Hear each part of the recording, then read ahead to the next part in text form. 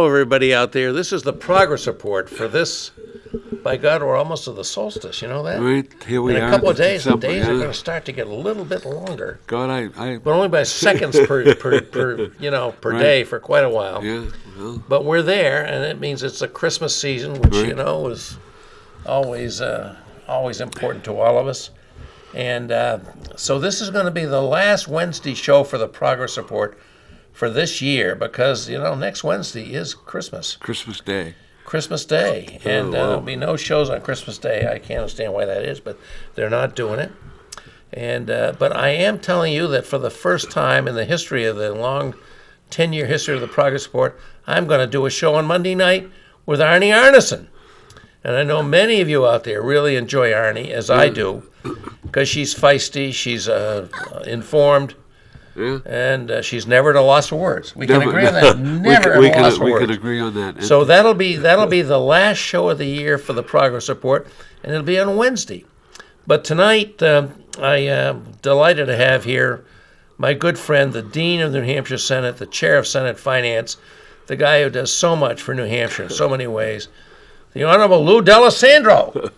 Well, thank you, Bob. It's great to be here. Educator, athlete, a person who's done so much for so many people. And because of all the things Lou's got going, I decided we could just have Lou be a co-host and a guest. We do not have a third member of our team here tonight as a guest. We will go back to that format, but to wrap up this season of the Progress Report on Wednesdays, I'm delighted to have Lou's here, and Lou, I'm you don't seem to ever slow down. I don't know how you do it. Well, you got to keep going. That's the name of the game. You got to keep going. You got to keep going, and there's always something to do. There's always somebody who needs your help. And you help so many. I mean, it's really astonishing that you do. It's a privilege to do it. Lou gets elected and elected and elected. He's had some more or less daunting challenges, but Right. he gets elected and elected and elected. In what is not naturally a really easy district for a Democrat, because it includes the town of Goffstown, for example. That's part of his district. But he no matter what the year or what the occasion is, he gets elected and he continues to serve the people. And the most recent election we had, he got elected to yet another position, and that is on the Charter Commission to deal with the issues of funding for the New Hampshire schools. I think that's an issue that the people of Manchester should be very interested in, because public education is the key to the economic success of the community and the economic success of individuals. And really, public education is what has made this country great.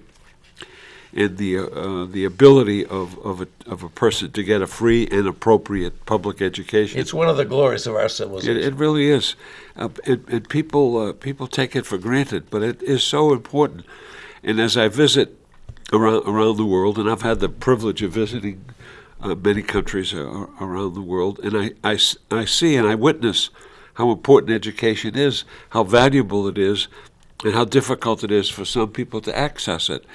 And here we have great opportunity presented to every kid. And like everything else in this world, nothing is perfect, but it's the best. It's the best in the civilized world. And we don't have, as some countries do, I think, like Japan and France, where everything depends on the outcome of a single test at a certain point in your education program. Right. Your whole life depends on that. Right, exactly. And the stress and the strains caused by that in the society are terrific. We try not to do that in this country. Right. We really make education accessible to every person. And I visited schools today. I started out this morning at Bakersville, then we went to McDonough, and then we went to Central, and I'm going to do it again tomorrow morning, as I've said on many occasions. I repeat myself. I visit every public school in the district every year, and I visit charter schools also. And I witness how education is taking place, and I see what teachers are doing. I see how the kids are reacting to it, and one of the great things is you witness the joy in the grammar schools. The joy of the kids, it just, it abounds. They smile, they say hello, They have no animus towards anybody, and that's great. And they're just wonderful. You see the parents dropping the kids off at school. Kids spend more time at school than any other place. And if you're a Century 21 school, they're there in the afternoon. They get their meals at school. They get their breakfast. They get their lunch and after-school snack. And the learning, the interaction that takes place. And as it is, you meet teachers who you knew their parents, or you know their husbands, or you know their wives. And it really kind of is a restoring of that great relationship that you want with people, and you want to maintain that. I want to maintain that. And I met over at Bakersville, former Senate President's daughter, who teaches over there, Bill Bartlett. Oh, really? Bill Bartlett's No daughter, kidding. yeah, and she's back at Bakersville. And Bill Bartlett was a terrific Senate President and a terrific legislator. Not a New Hampshire guy, Kingston guy, right? Yeah, Kingston, right. Yeah. And Bill served as chairman of the Peace Development Authority. I think he was head of Dread for a while. Fish and Game? Fish and Game. Yeah. And he molded the Senate and made it a great cooperative entity, Republicans and Democrats. So, and a wonderful friend. But see his daughter working with kids, and that's nice. And I saw Frankie Kelly's wife, and she teaches at Bakersfield. Now, I knew Frank Kelly when he was a youngster. His dad, a good friend of mine, he went to Central, good athlete, very good athlete. Kellys are all good athletes. Went on to Colby College, and his wife is teaching at Bakersfield. It was really nice to see her. And her brother-in-law, Dickie Kelly, was my son's roommate at Plymouth. So, you're renewing these acquaintances and and just talking about, hey, how are they doing? How's this going? Exchanging, little idioms that are very important. It's so important to keep in touch and to keep going. And I saw the school, and that's an old building. That's a very old building. Bakersfield, you're talking Bakersfield, about. Yeah. a very old building. Yeah. They've maintained it. They put the new windows in. They've done some other things to it, and added Helen Chatonis, the beautiful and talented Helen Chatonis, who worked for the Department of Education. Through her efforts, and I was helpful, but not as much as Helen, we got the addition to Bakersfield School so that they have kindergarten classrooms at Bakersfield attached to the building. And it's a beautiful setting. It's a beautiful kindergarten.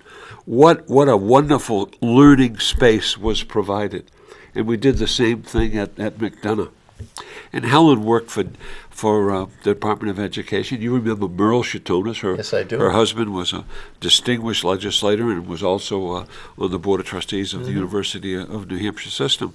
So little things come back, and you appreciate the relationship that I had with Helen was good for Manchester, good for the kids at Bakersfield, because we got the physical facility built so that kids could go to kindergarten in a good environment, a decent environment, not cramped in or anything of that nature, but a good environment, a good learning environment. And it was through her efforts that happened. So Manchester has been very lucky. Well, we have. I mean, Manchester's has faced enormous challenges in education.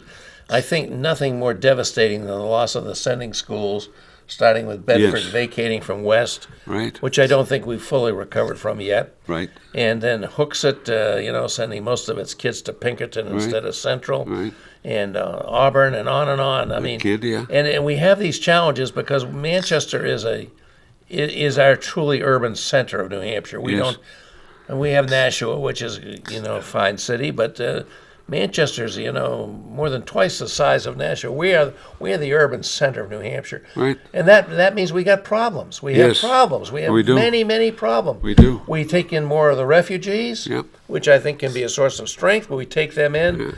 We are probably hit more than any other part of the state by the devastating opioid and other addiction crises. Yeah, no question. And we have a lot of people that live below the poverty line whose kids go to places like Bakersfield and Beach Street. Right. And yet our education system seems to be meeting more often than not the needs of our young people to become good. I think we're doing a good job we're doing a good job. I think we have a great mayor, and we're going to have a totally new school board, and I have the pleasure of serving on the school board for a decade years ago. But we are answering the needs and I think people should not forget we feed breakfast, we feed lunch. Yeah. We have that after school program, the Century 21 very, school. very important, because many of these kids will not have those. Right. Have anything like that available to them at their homes if they have one. Some of them are homeless. Yeah, and homeless. I found out the number of homeless kids in school. Really? It's amazing. Really? It is absolutely amazing. Well, say at Bakersville, how many of the kids there actually don't have a... maybe let's say a couple hundred. Wow. And at Central, it's higher. The number's higher. Wow. Yeah, we have thousands of homeless kids in the city of Manchester who are attending our schools. So think of what that means for the demands we're placing on our education system here in the city of Manchester. Yeah. We have this image that schools are a place to go, but when you're out of school, you come home to a loving mom and a loving dad and a nice home. Right. That's not the reality for so many of our kids, is it? That's true. It isn't the reality. The homeless population is growing. The poverty population is growing. And the ramifications from that, you can see them in the city. You can see them in other communities, but they're most visible in Manchester. You go to the shelter, you go to the soup kitchen, and my wife and I have served meals in the soup kitchen, and you see families come in, and we have a great country, greatest country in the world. I would advocate that forever and ever and ever. But the problems that I see, and the problems that we have in this urban center, as you say, this urban center, they're here. Yeah. And we have to deal with them. People are very generous. I see on television the number of canned goods that have been collected during the football season. The people who give money and have a match. Somebody gave $100,000 and they matched it at the food bank. And I say to myself, boy, am I lucky? We always had plenty to eat at my house. My mother was a good cook. My father was a good cook. My wife wasn't a bad cook. My kids grew up. And we would have the neighbors' kids come in for breakfast on their way to school. My wife was always acceptable to that. I think she gets a little perturbed at me because I always invite people over for dinner, and there's always room for one more. Yeah. And I think, Bob, that in this time of Christmas, in a time of giving, it seems to me we have to reflect back on those days when neighborhoods had neighbors, real neighbors, and those neighbors would open their homes and invite people in. And if someone needed a meal, they got a meal at the house. Probably doesn't happen that much anymore. No, when everybody's but it watching should. their various screens of preference. And they're locking their doors. They're locking their doors. I'd like to see, before I die, I would like to see that change and go back to the old times. And this is, it's this time in the calendar year that we think about things like that. And indeed. And indeed, we should. We have to be more receptive to that kind of an environment where we do good things. And there are many out there. I went to parochial school when I was a kid, and I think of the nuns and what they gave of themselves. And I had a wonderful. It was not just the ruler on your wrist. Not just the ruler on the wrist to put you in the corner, but that they had. There was some who had great feelings for you, and really did some good things. So a lot of people made a lot of sacrifices, and we're the beneficiaries of that. We have to give back, and you certainly do that. Well, we should be giving back. So you've just been elected to yet another thing, the Charter Commission. Yes. Talk about that and what you think that talk about the mission of the Charter Commission and what you think might come out of it. Well, I think first of all, it's a good group. It's a good group that was elected. We had our initial meeting and we had a follow-up meeting. Our next meeting will be on January 8th at 6 o'clock. Mike Lopez was elected chair. Yeah. And John Clayton vice chair, and two very good people. And Mike's a guy who's given a lot to public service. Well, he's been on other charter commissions. He's been a long time, serves as an alderman. Right, an alderman. So what I think the goal is to do something about the education system and to create an independent system and release them from the control of as a city department. It should be a standalone entity, and it should bear the responsibility for managing its own finances and be responsive to the public. I think that's a good thing. Where education I agree. is so, I'm not sure Mike Lopez agrees with you on that.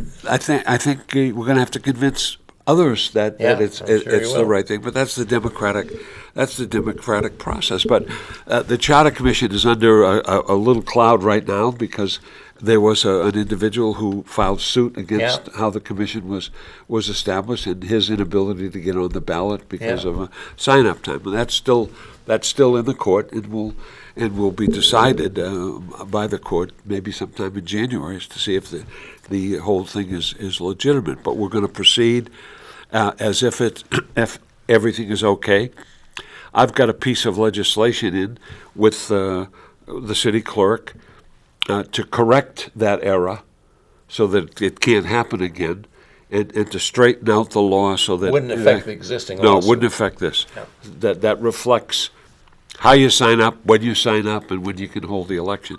So that's something that's in place as we speak. And I think it's a good thing. It's a good thing for Manchester. We do it every 10 years. Yeah. We have an opportunity to do it every 10 years. I was on the last Charter Commission. The last Charter Commission we had came up with about 10 or 12 recommendations. And you had to vote for all of them or none of them got passed. And that didn't work out well because everybody found one recommendation or another they didn't like. And so they voted against it. So the whole thing went crashing down. It did. Can you avoid that this time? Yes. I think we should only come up with one or two things. Yeah. And be very specific as to what the mission is and what you want the people to vote on, and that vote will take place in the election of 2020, and make sure that it's quite clear, and they only have to do one thing and make a decision on that. Yeah. So one of the things that's been kind of concerning to we have a call on line 1. There you go. Which one? This one? That's right there. I got it. Hey there, caller. You're on the progress report with Lou D'Alessandro and Bob Backus. Good evening, Bob. Hi. Hey, Bob. You had said that it's a tremendous loss that we've lost schools like Bedford, right? I did. Well, how is that a tremendous loss exactly? Well, thank you for the question, but I'll certainly let Senator D'Alessandro talk about this. We had West High School, which was, was the high school for the Bedford kids. And that high school was a top-performing high school. I mean, there's some very fine, renowned graduates from the high school, like John Clayton and many others. And my brother taught there one year when he first graduated from college. And now that high school is underutilized. That's the problem. We have a magnificent facility there. It's a well-located, good facility. And they're struggling to be competitive in their sports because they don't have the kids there. They're struggling in many ways. That's what I meant. What's your thought on that? Me, Bob, my thought is it's time to move on. They're gone. Sayonara. Let's possibly do some consolidation. Let's possibly close some school buildings down. I don't see Bedford leaving as a tremendous loss. But look, we'll move on from that. I want to ask the senator. I know you were at Bakersville today. Did you say there's a couple of hundred students at Bakersville that are homeless? I believe so, yes. I might be incorrect with the number, but there are students who I thought you were talking maybe of the whole school system there are many, many more than 200 in the whole school system. Okay, well, that's a good clarification. Many more, you, so, thank you. Yeah.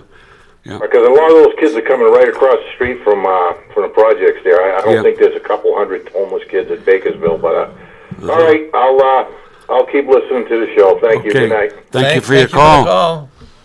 Okay. So we have a relatively new superintendent of schools. Yes, yeah. And one of the things that's been kind of troubling is we've had such a turnover in our superintendent. Yes. We had Bogan Vargas, who I thought was going to be an outstanding superintendent, seemed to have great goals for the school system. And then all of a sudden he up and left after just 2 or 3 years. Yeah, he was gone in a New York you know, minute. I was sorry to see that happen. But the new superintendent, is he fitting in? You think he's going to? I think he's going to. I think he's going to stay be with fine. us for a while. And have Yes, some yeah. continuity? He's bought a home in Manchester. I think he will stay with us and provide continuity, provide leadership. I believe he's had good interaction with the teaching staff. He's had good interaction with the others in the system, and I think he's going to wrap his arms around it and come up with some changes. And you know how difficult change is. Difficult as change. Right, but I think Change is difficult. he's going to do that. And to our caller, I might say this: when we lost the Bedford students, we lost millions of dollars in income, income, and he's right. You shouldn't cry about it. They're gone, and they're not coming back. But remember, all those improvements we made to Manchester High School West were made because of the fact that the Bedford kids were there.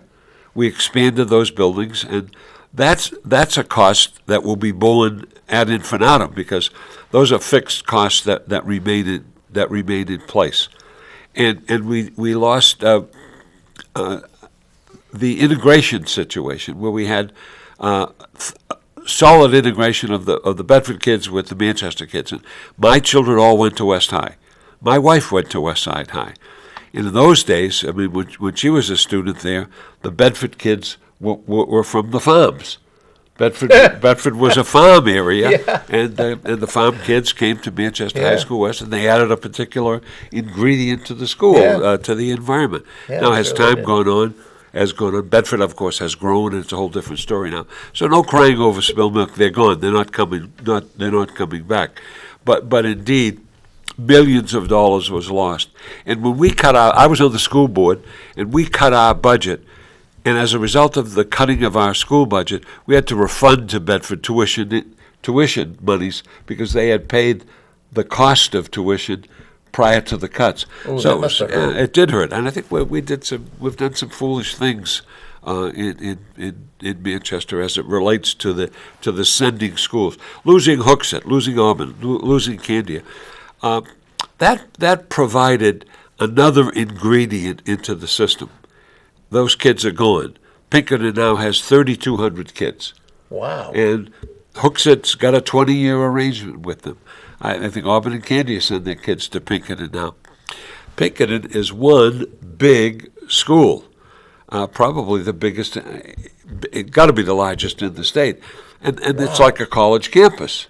Yeah. You know, multi-buildings and so forth. So. Pinkerton's gain, and remember, Pinkerton is a private public school, Right. and run by a board of trustees. So, Manchester's loss was Derry's gain in that respect, and we did provide a good education. You know, we look at the most recent graduates: Seth Myers, who went to Manchester High School West; Sarah Silverman, who spent some time at Westside High School. Couple of Rhodes Scholars. The McDonald brothers who and went to Muirhead's West. son, Jim Muirhead's Russ- son, who went to Russ Muirhead. went to Central. So we produced some really outstanding people.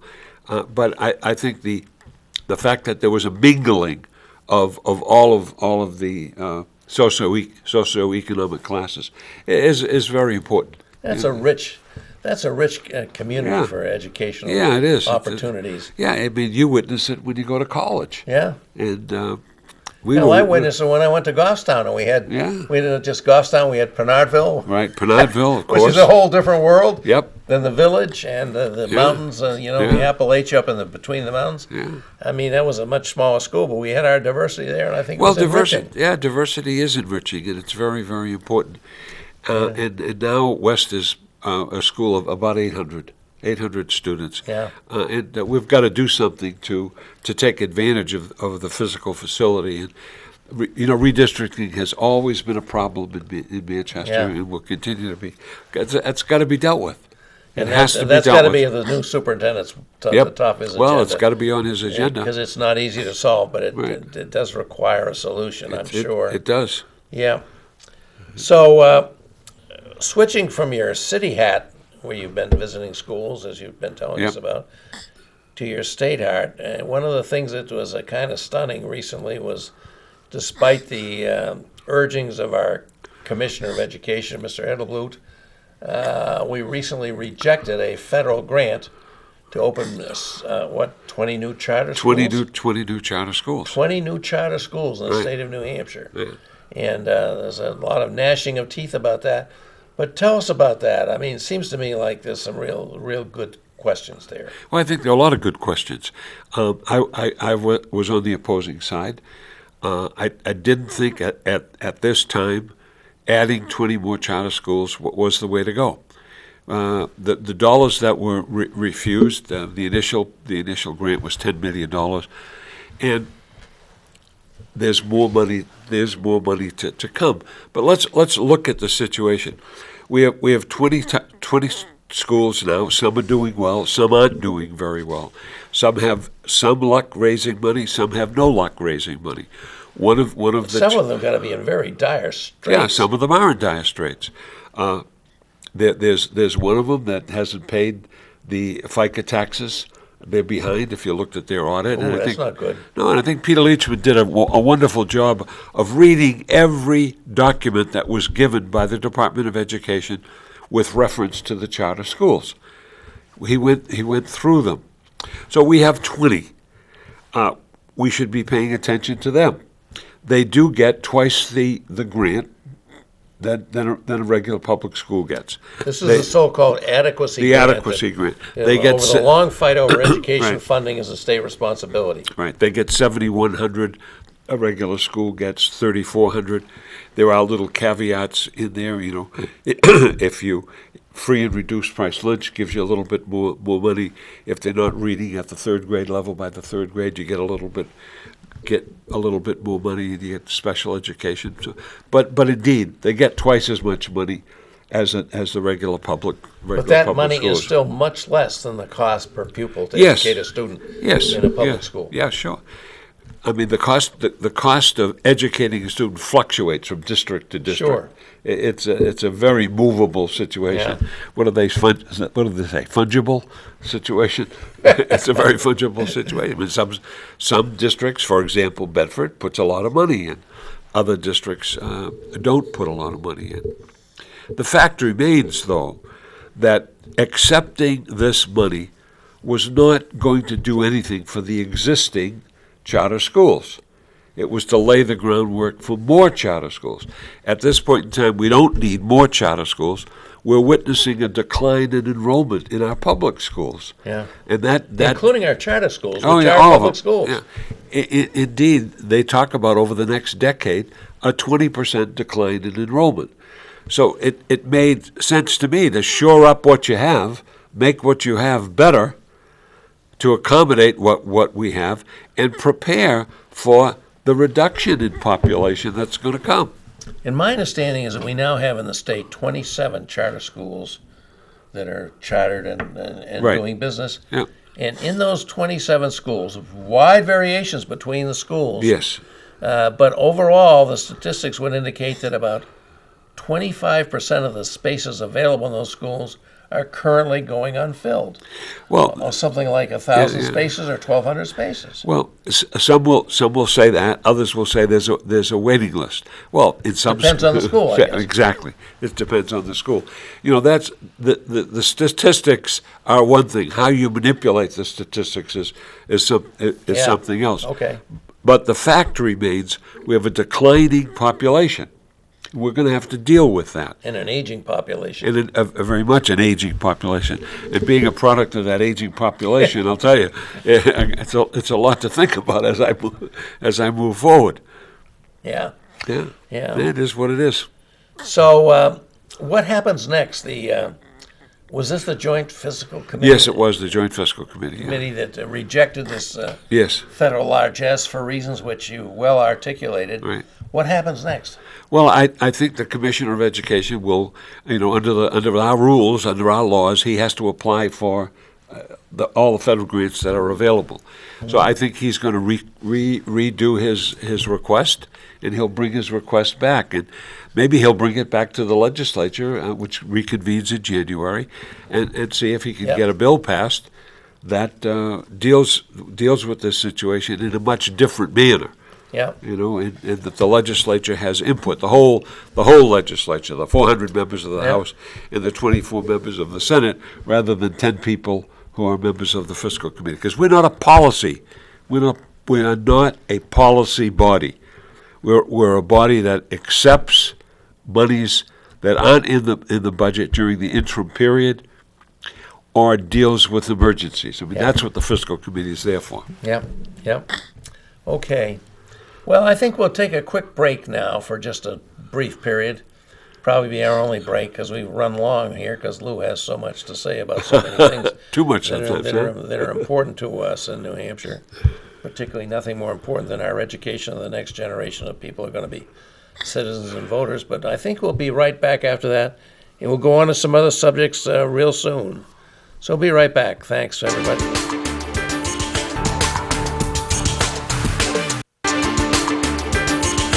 Okay, folks, this is the last Wednesday progress report for the year. Next Wednesday will be Christmas Day.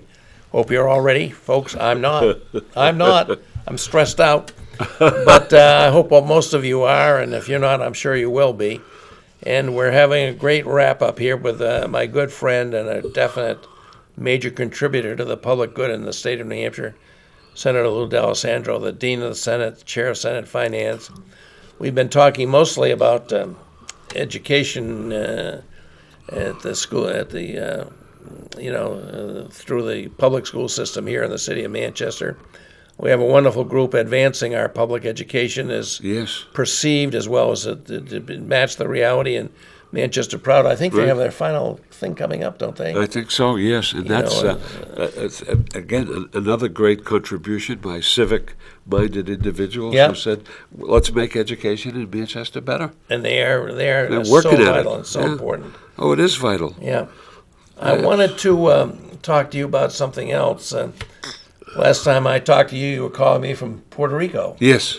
Yeah. And what was that about? What were you doing there? Well, the Council of State Governments decided to have its national meeting in Puerto Rico to help with the economic recovery of Puerto Rico. Really. Yeah, which is not done. Way behind. But so we had our national meeting in Puerto Rico. Mark Shields was our prime speaker. He gave a brilliant talk. Mark's a brilliant guy and does great work.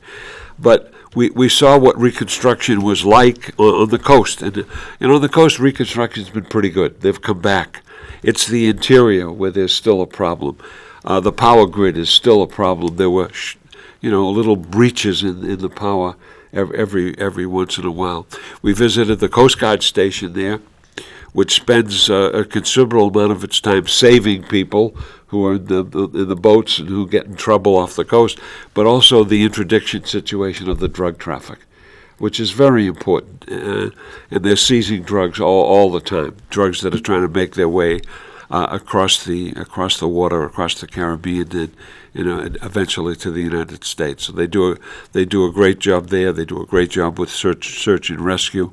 The presence has been there for a long period of time, and the United States Coast Guard should be given kudos for the work that they do. And during the time of the troubles with Maria, our state troopers from New Hampshire were sent down by our governor to handle police work. And they iterated to me nothing but praise for the work that the New Hampshire State Troopers did. They put them in the toughest assignments in the most difficult sections of the city, and the troopers delivered. They delivered outstandingly. How long were they there? They were there, I think, for the better part of a month. Wow. Yeah, and did a great job. Alex Ray went Yeah. down and opened the kitchen. Yeah. It fed people. What a great citizen he And is. he's just terrific. And I had Alex as a student, believe it or not. By the way, folks, if you don't know, Alex Ray is the guy who developed the Common Man Common Man family of restaurants. restaurants, Yeah. starting in Ashland, but now they're everywhere, including Yeah. on the hooks at, On the highway. Yeah. So and Alex went down there, and many New Hampshire people contributed. But the fact of the matter was this: they recognized the fact that people on the mainland, they're U.S. citizens. They're not. It's a territory, but they're United States citizens and entitled to all of the rights and privileges of a United States citizen. And I think they were very, very enlightened and I guess very much enthused by the fact that this convention would go there and provide some economic juice to the environment. And we brought down about so this 1,000 would be people. representatives from all 50 Yes, states. from all coming 50 there. states, exactly. And Canadian provinces, which are members of CSG. That was it was just a great event. So, and kudos to CSG and the national office for all the work they did. But that's great. but it was a commitment. Yeah. It was a commitment to do something to bolster the economy of the island of Puerto Rico.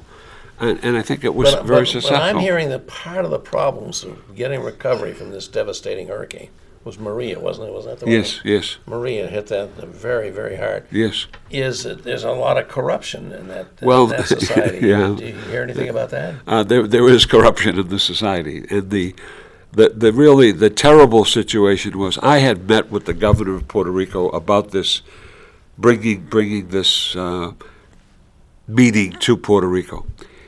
He got involved in a corruption scandal and had to resign. And he wonderfully educated guy. His father was the governor of Puerto Rico.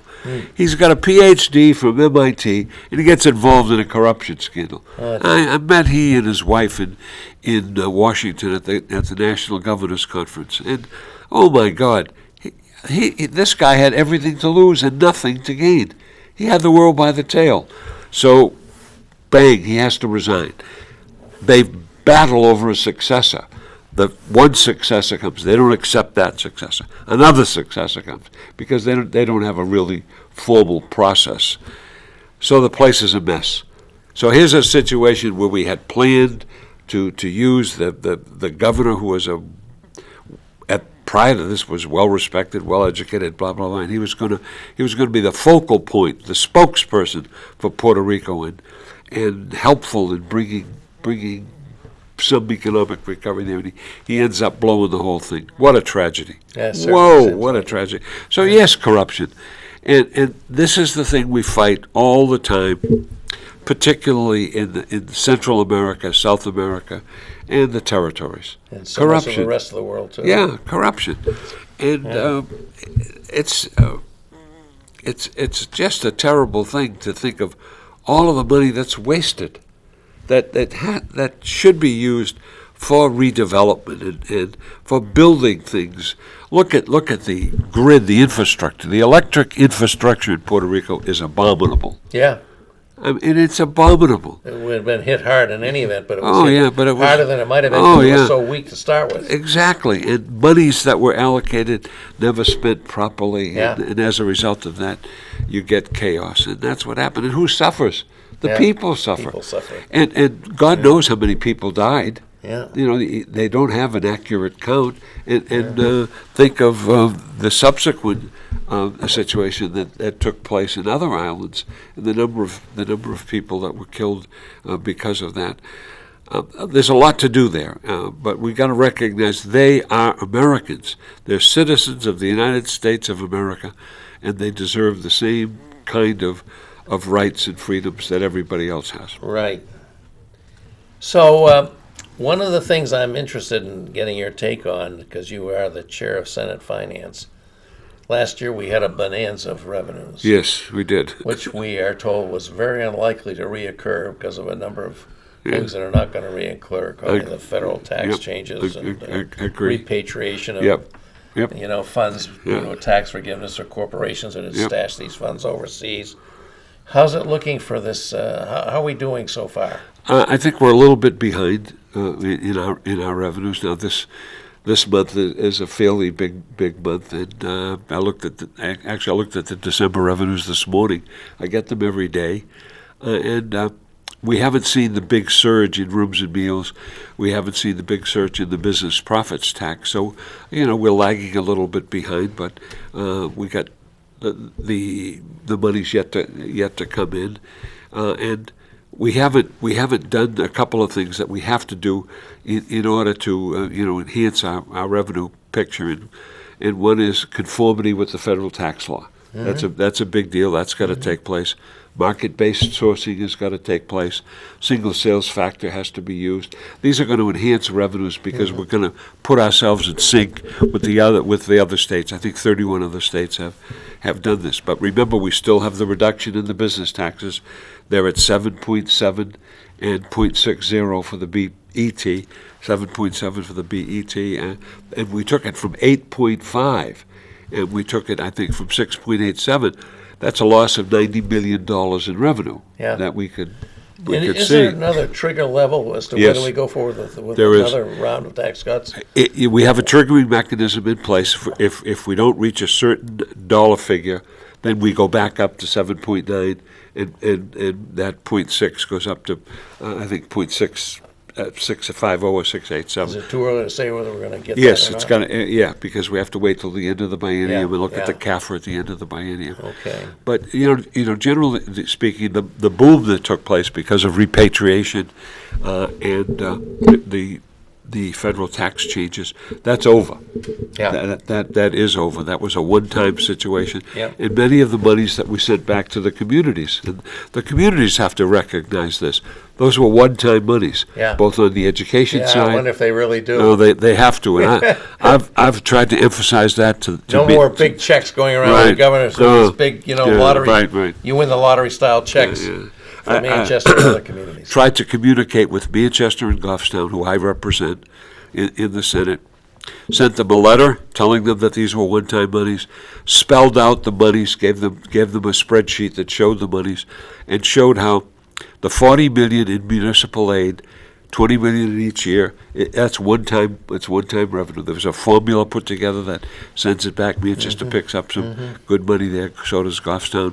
But the education money in the second year of the biennium, that's very significant. And how that's used is very important. You have to be judicious in how you're using it, and very careful not to say this is going to happen again in the next year Yeah. of the biennium. So you have to be careful. Yeah. So another thing I'd just like to raise with you, Lou, I don't know whether Yeah. you know much about this because we didn't talk about it before the show, but to me it was kind of distressing to see the failure of the Granite Pathways project up Yeah. at the the youth, whatever they call it, the Right. Sununu Youth The Development Sanu Center. Youth Center, right? And, I remember going up there when they had the grand open house. It looked very nice. The Yeah. facilities looked good. Yeah. So this is really nice. And now it looks like the whole thing has come crashing down. Yeah. I guess partly because it was not a facility in which you could incarcerate people. I mean, people could and did leave.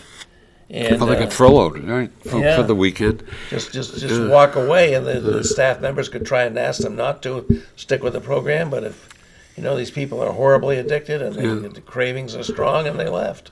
Well, and I think they one of them came back. Obviously, he carried contraband with him. He spread that contraband to kids, and the 5 kids got very sick and almost passed. How to replace that facility? Well, that's a great facility. It cost us a fortune. And remember, it looked very nice. It is nice, and we got a huge federal grant to build it. Now the question is, what are we going to use it for?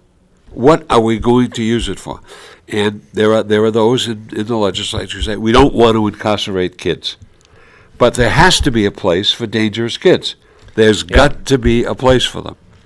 For the others, we try to get home placements. We try to get placements in other entities, like the Webster House, and other situations like that. But we've got to find a proper use for that facility, and because maintaining that facility costs you money. Yeah. Look at the buildings on the campus that we have mothballed Yeah. that we aren't going to do anything with. Yeah, the census is Right. way down. Way from down, what it was and when it was- that cost us money. Yeah. Now the Granite Pathways, we're going to have a new commissioner of Health and Human Services. Some decisions have to be made as to what's going to happen. Yeah. And in the recent budget that we passed, we got a $25 million back in the budget cut at Health and Human Services. That has got to be maintained. It's got to be taken care of. And, we got lapses in the first year and lapses in the second year that have to be arrived at. And cuts have to happen at the Sununu Center. They're part of the budget process. So the person who takes over at HHS is faced with these decisions and is faced with a series of problems. New Hampshire Hospital is still a problem. We've got to get the kids out of New Hampshire Hospital. Yeah. We've got to get renovations at New Hampshire Hospital Yeah. so that the space that the kids in can accept 40 people. Redone, it will accept 40 people. Some of those people are lingering in the emergency rooms at hospitals around Yeah, the still state. happening. Right, they shouldn't be there. They should be in other situations. Yeah. So we have a lot to do. Fortunately, we have the resources to do it. Those resources have been allocated. They have been set aside. The new commissioner has to do these things and run the largest department in state government by far. and arrive at the $25 million in cuts at the back of the budget. So that's some tough job, I'll tell you. I wouldn't Yeah. want it. I wouldn't want that job. If you wouldn't want it, I don't know who would. 'Cause I don't you want take it. on a lot of tough jobs. Yeah, well, this is a really tough one. Really, you got to be a manager, and you have to work your way through, that minefield that exists, and you have to deliver because people need these services. Oh, they do. They need these services, They really do, and for they sure. need them desperately, and so we got to We have work our forward. problems here in the city of Manchester Yeah. and throughout the state, but Yeah. we have incredible good opportunities, but we do have our problems. Yes. So I'm going to bring up something that I'm going to talk about now, Lou. Although of course I want you to chip in. Our committee, my committee in the State House, is called Science, Technology, and Energy, and we do deal with those kind of issues. And one of the issues we've been dealing with is the issue of the climate crisis, Yes. carbon emissions. We have this young teenager from Sweden named the Time Person of the Year, Greta Thunberg, Yeah. who came to the U.S. not on a plane, not on a boat powered by oil, but on a sailing ship to speak to the UN. And we do know that she represents so many of our youngsters of her age and about her age who really think the future of life on this planet is going to be drastically different and worse than what their parents and grandparents experienced because of the coming climate crisis.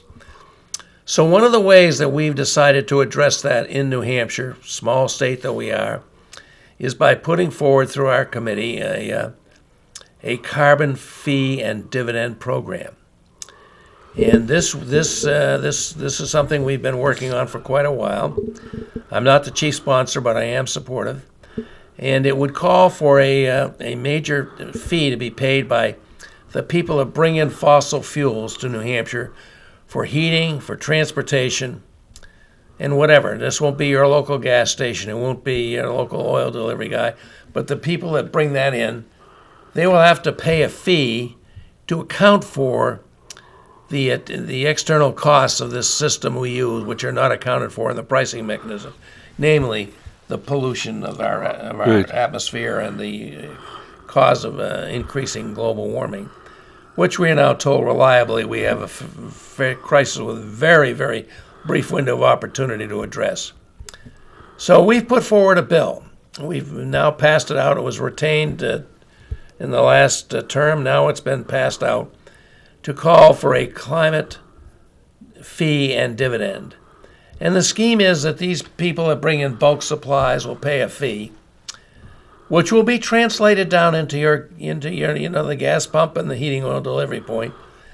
But then the fee, then the idea is that all of those revenues that we get from this, and they're going to be great, many millions of dollars, That's the side you'll be concerned about.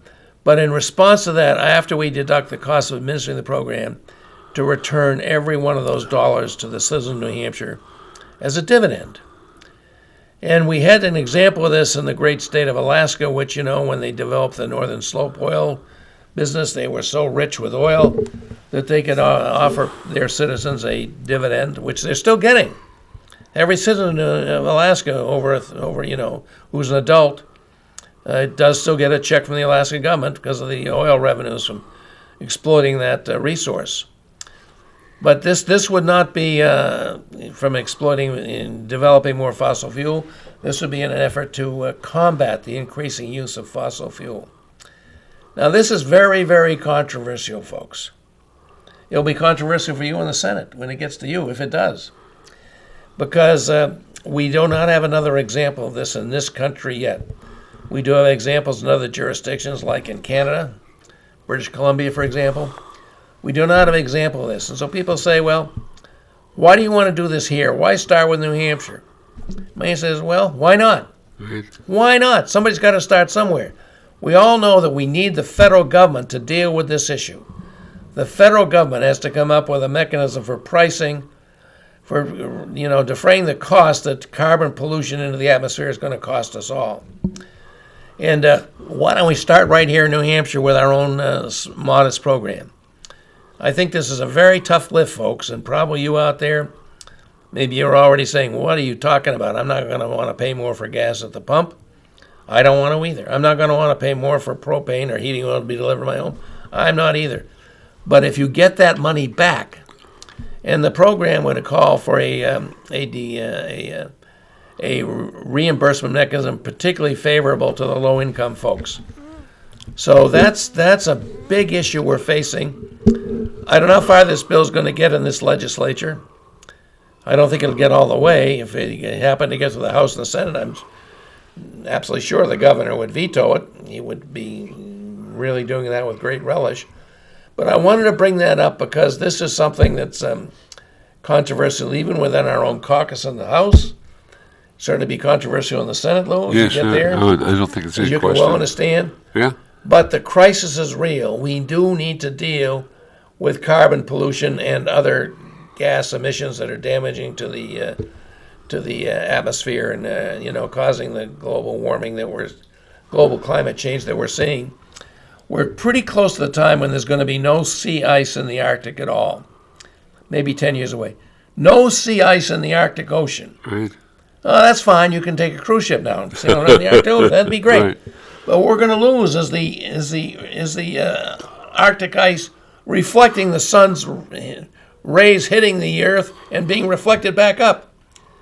Ice is very reflective. Dark water is not very reflective. It just absorbs that water. And right now we're seeing we have flooding in Hampton without any storm at all, but just king tides. Yes. We all saw what happened to Venice a few weeks ago. Right. We see what's happening in South Florida and Miami Beach, where without any storms at all, the big tides are flooding the streets.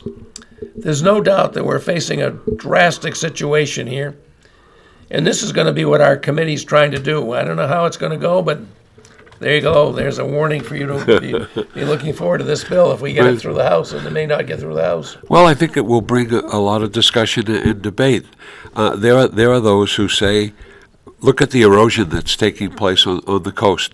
The Wentworth Coolidge Mansion is going to be challenged because of the movement of the ocean. Yeah. And you can see, if you go there, you can see the sea is moving up and reclaiming the land. It's quite clear, and no one did it better than that young girl. I mean, kudos to her.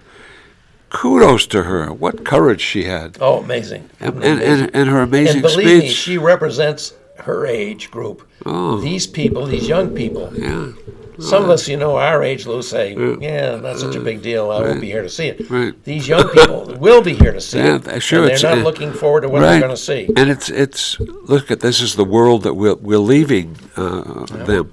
I say this constantly to my friends. I think I lived in or have lived in the best of times. Yeah, it could be true. The best of times, and we suffered through a world war. But after that world war, we had growth.